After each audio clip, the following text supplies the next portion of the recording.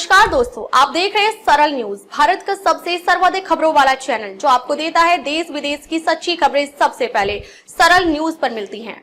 आइए आगे बढ़ते हैं आज की मुख्य खबर की ओर।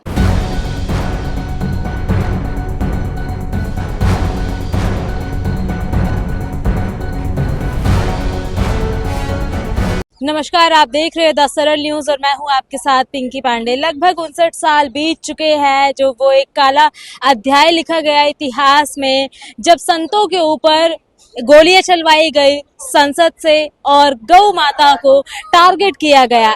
इसी को लेकर आज दिल्ली के जंतर मंतर पर कुछ गौ रक्षक, कुछ संत आज यहाँ पर आए हैं। इनसे हम बात करेंगे कि किस प्रकार से 59 साल बाद उस दिन को देखते नजर आ रहे हैं। जगत गुरु जी किस प्रकार से देख रहे हैं, 59 साल बीत चुके हैं। कृपात्री जी महाराज चले थे, उनके पीछे पीछे गौ की गोलियां चलाई गई, संतों के ऊपर गोलियां चलाई गई। आज 59 साल बीत चुके हैं उस दिन को। जय श्रीमन नारायण, गौ माता की जय, भारत माता की जय। जैसा कि आप सब जानते हैं, आज का ही दिन था 1966 में संसद में हमारे परम पूज्य धर्म सम्राट कृपात्री जी और उनके संतों, लाखों के संतों पर जो गोलियां चलाई, जो गौ माता की हत्या हुई उस समय उन पर गोलियां चलाई गई, उन्हीं के श्रद्धांजलि सभा में आज हम जंतर मंतर में एकत्रित हुए सभी संतगण और संसद में जाकर के अभी श्रद्धांजलि अर्पित किए। हमारे धर्म सम्राट कृपात्री जी महाराज जो श्राप दिया है उस समय कि गोपाष्टमी के दिन गौ हत्या हुई, संसद के अंदर संतों पर गोलियां चलाई गई, आज जो श्राप फलीभूत हो रहा है आप सबको अच्छी तरह से विदित है। आज हम उन्हीं की श्रद्धा श्रद्धांजलि में एकत्रित हुए हैं और सभी संतगण ये आज निश्चय किए हैं कि जो हमारी भारत सरकार है, जो हमारे कुर्सी पर आदरणीय मोदी जी बैठे हैं, अगर वो चाहे तो गौ हत्या बंद हो सकती है। उनसे हम सब निवेदन करते हैं, उनसे हम प्रार्थना करते हैं कि गौ हत्या को बंद करें और जो हत्यारे हैं उन पे कड़ी से कड़ी कार्रवाई की जाए और उनको सजा दी जाए।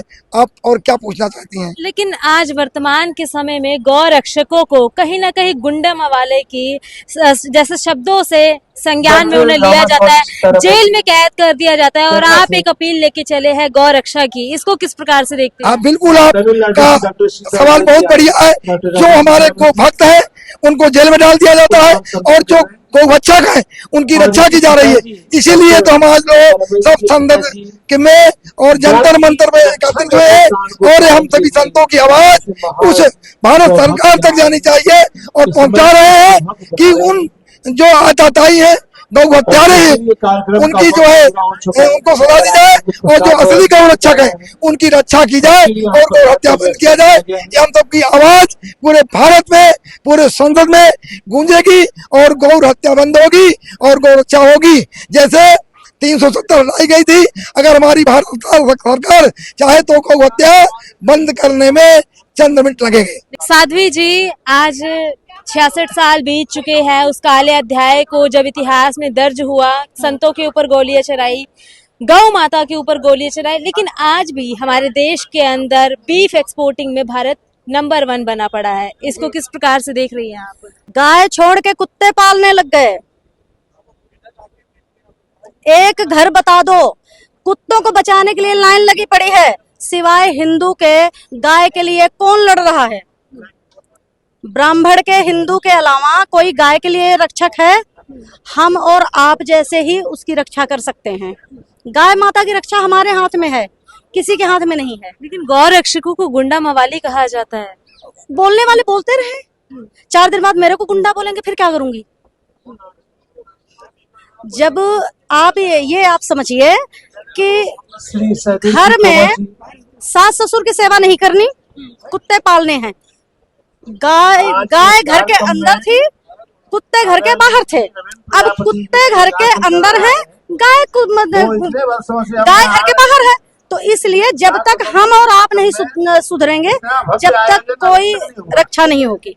ऐसे क्या आयोजन पे बोलते रहो, टिप्पणी करने से कुछ नहीं होता, टिप्पणी करने से कुछ नहीं होता, बोलने से भी कुछ नहीं होता। ऐसे क्या कड़े कदम उठाने चाहिए कि गाय जो है उनकी हकीकत में रक्षा हो? कुत्ते पालने बंद करने चाहिए। अपने माँ बाप की सेवा करनी चाहिए, बच्चों को संस्कार में लेके आना चाहिए। आजकल बच्चों को तो कौन पाल रहा है? घर की माई पाल रही है, नौकरानी पाल रही है ना? जब घर की नौकरानी पाल रही है तो कहाँ से दूध तुम खरीद के खाते हो? दूध कहाँ से आएगा? जब गाय पाली जाएंगी जब तो दूध आएगा, ऐसे दूध नहीं आता। गाय पाली जाती है, घर घर में कुत्ते पालने से दूध नहीं आएगा। ये आप समझिए, हमारे आपके हाथ में है, बाकी किसी के हाथ में नहीं है। लेकिन साध्वी जी, आजकल लोगों की विचारधारा ऐसी बन रखी है कि कुत्ते जो है वो रक्षा करेंगे, गऊ से कोई लाभ नहीं है, कुत्ते से लाभ है, कुत्ता घर में अकेला रहेगा, चोरों से बचाएगा, चकारों से बचाएगा। पहले के समय में कौन बचाता था?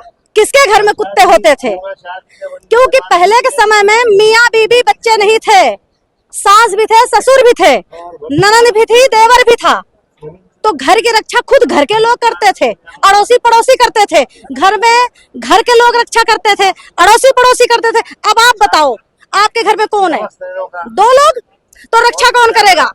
तब कुत्ते ही पालने पड़ेंगे ना। इसलिए कुत्ता नहीं, गऊ पालो, गऊ पालो, अपने बच्चों को संस्कार दो। हम आप कुछ नहीं कर सकते और हम आप सब कुछ कर सकते हैं। तो बस इतना आप समझिए, किसी पे टिप्पणी करने का कोई मतलब नहीं है जब तक हम खुद नहीं सुधरेंगे। हम सुधर जाएंगे तो देश सुधर जाएगा। आज के युवाओं को क्या संदेश देना चाहेंगी आप? युवाओं को तो बस यही संदेश देना चाहती हूँ कि भाई संस्कार फिर से वापस ले आओ, जो तुम्हारे अंदर गड़बड़ है संस्कार वापस ले आओ। पहले के समय में जैसे चलते थे उस तरीके से चलो। माँ बाप की नहीं सुनते, माँ बाप को पता नहीं है बेटा कहाँ गया, बेटी कहाँ गई, ये गलत है, ये संस्कार नहीं होने चाहिए।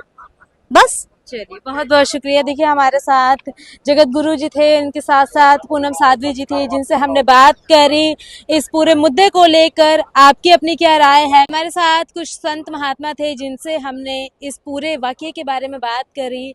इसको लेके आपकी अपनी क्या प्रतिक्रिया है, कमेंट सेक्शन में जरूर बताइएगा। और ऐसी अन्य खबरों के लिए बने रहिए हमारे साथ। मैं हूँ आपके साथ पिंकी पांडे, आप देख रहे हैं सरल न्यूज। अब तक के लिए बस इतना ही, फिर मिलते हैं एक ऐसी ही बड़ी खबर के साथ। तब तक के लिए नमस्कार और देखते रहिए सरल न्यूज। सरल न्यूज में बने रहने के लिए हमारे चैनल को फॉलो करें और लाइक करें, सब्सक्राइब करें, बेल आइकन दबाना ना भूलें। अगर आप हमें फेसबुक, ट्विटर या इंस्टा के माध्यम से देख रहे हैं तो हमें फॉलो करें, कमेंट करना ना भूलें। धन्यवाद।